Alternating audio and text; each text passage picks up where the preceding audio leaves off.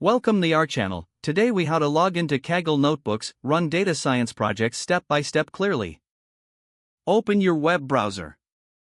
Type in the URL www.kaggle.com. Press enter to navigate to the Kaggle homepage. If you already have an account, click on the sign in button at the top right corner. Enter your registered email address in the provided field. Next, type your password in the password field. Click the Sign In button to access your account.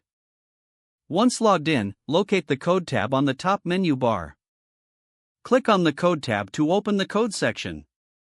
Here, you will see an option for notebooks. Click on Notebooks to view existing notebooks or create a new one.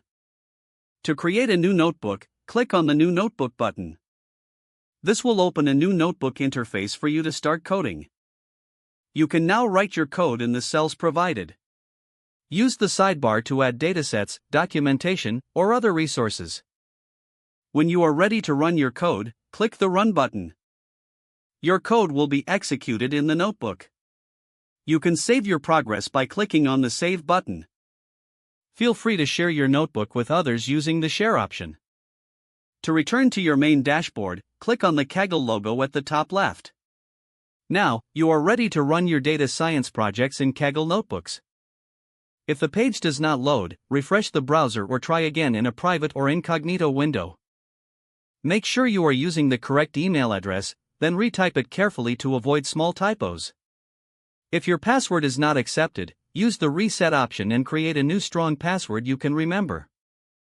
Check your spam folder for verification or security emails, then complete any requested confirmation steps. Enable two-factor authentication if available to improve account security and reduce unauthorized access risk.